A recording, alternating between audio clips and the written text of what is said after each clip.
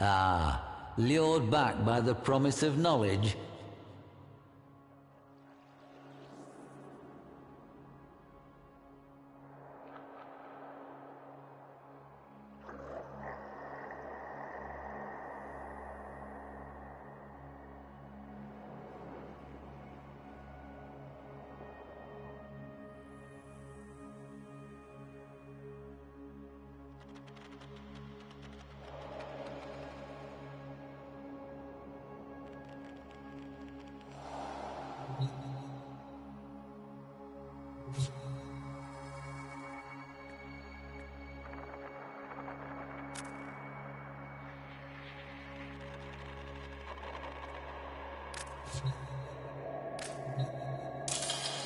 You must be insane.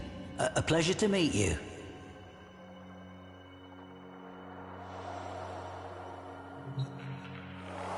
Styanax, the hoplite, the spear carrier, the shield bearer, the hero.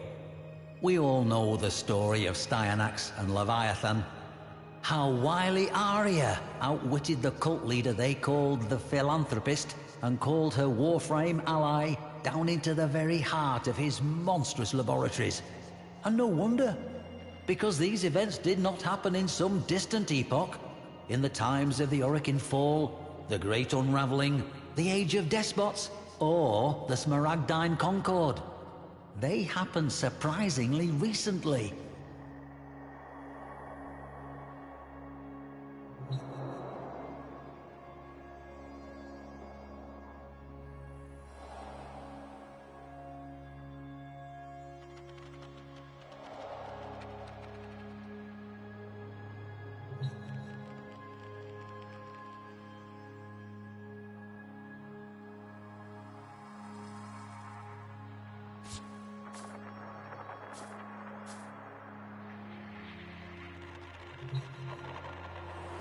We have so many monsters.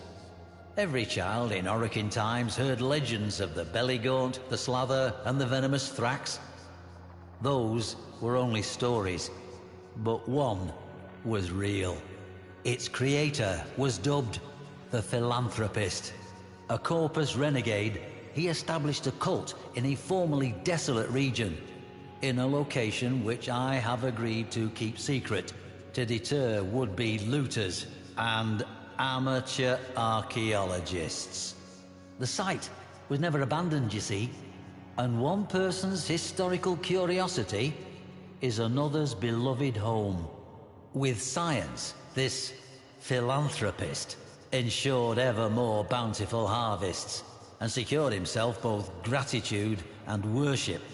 Legend says he would travel the system, seeking out parentless children to shelter and educate.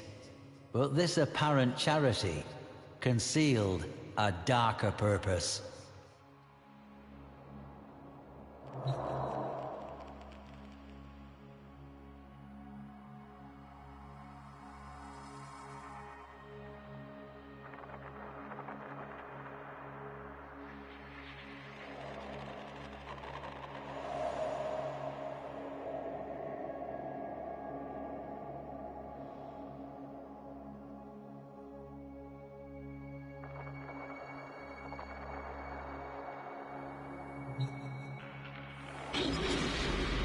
The shield of Styanax, emblematic of his vow to protect those in danger. Young Arya was certainly in danger, and well she knew it. Along with her older brother, Darrow, she was one of the philanthropist's chosen. When they came of age, they will be summoned for a ceremony called Ascension Day, at which they would be taken to dwell with the philanthropist in eternal paradise. Certainly, none of those taken were ever seen again. I do not know how Styanax became Arya's protector, but I am certain Arya knew that when the philanthropist came for her, her ally would be waiting in the shadows.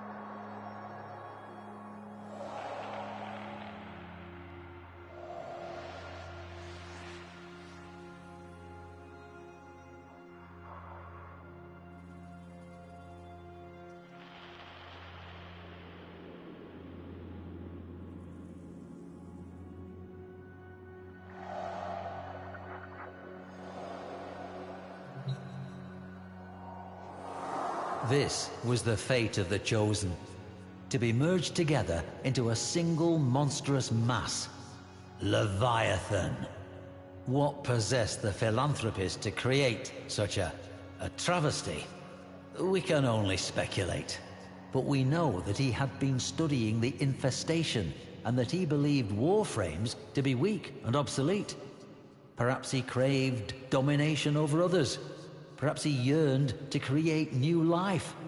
Life over which he alone was God. Regardless, he was too much of a coward to pilot the thing himself. That was to be Arya's role. But Arya called upon Styanax, who, if the ruins of the temple roof are any indication, made an explosive appearance. Faced with the certainty of defeat, the philanthropist clambered into Leviathan and took command of it.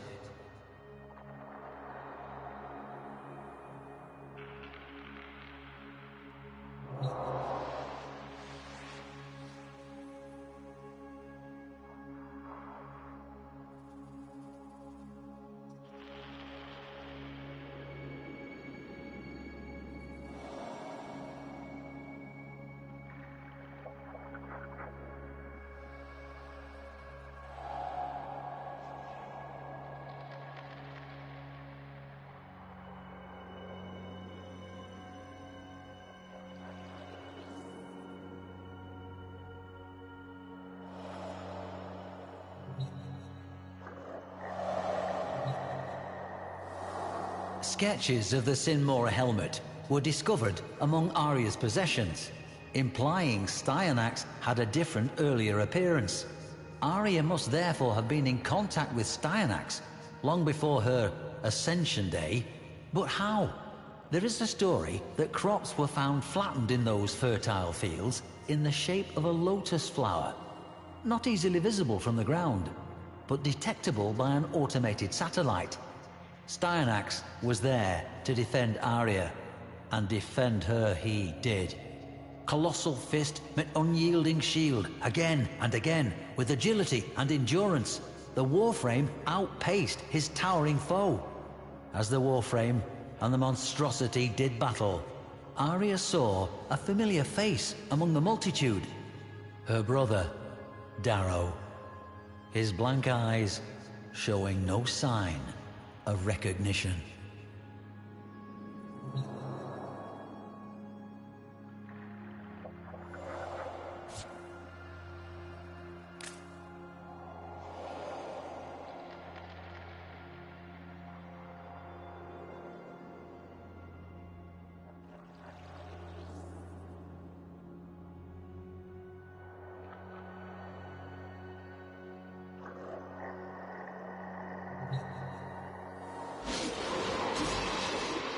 As Styanax struck and struck again with the Aphentis, making little headway against...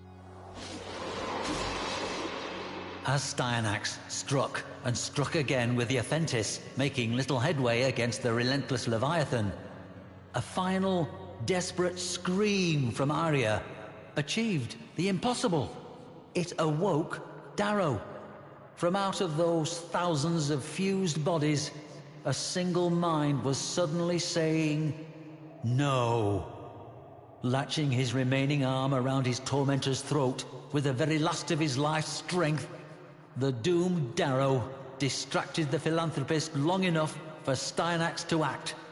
One last act of love and protection for his sister. But the Warframe hesitated. It seems he understood the importance of Darrow's rebellion. If one mind could turn upon its master, why not all of them? With but a gesture, he gave the captive minds their freedom. Suddenly awakened and aware of their hellish plight, the damned townspeople tore at the philanthropist's exposed face, the Leviathan's body coming apart as arms broke free from the mass, clawing for revenge. Together, they dragged the screaming philanthropist down, rending and tearing. In that moment, we can be assured the philanthropist knew the depth of his failure, his defeat. Without worshippers, a god is nothing. And Styanax delivered the final, merciful stroke.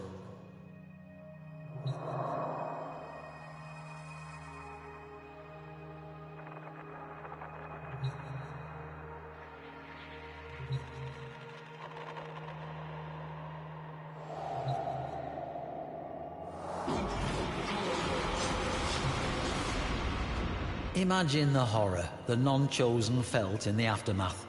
Fear, uncertainty, and above all, imagine the horror the non-chosen felt in the aftermath. Fear, uncertainty, and above all, unquestioned habit had allowed a monster to flourish. Arya took over the cult and made it a community instead. They still thrive to this day, or so it is claimed. Styanax is the story's hero, but it was Arya's courage that summoned him. All revolutions begin when one voice dares to say, "I will not." Somehow, across the dark reaches, Styanax saw that courage burning bright and swore it would not stand alone. I would visit Arya's temple myself, but I am indisposed at present, a long-standing condition. All donations are, of course, appreciated.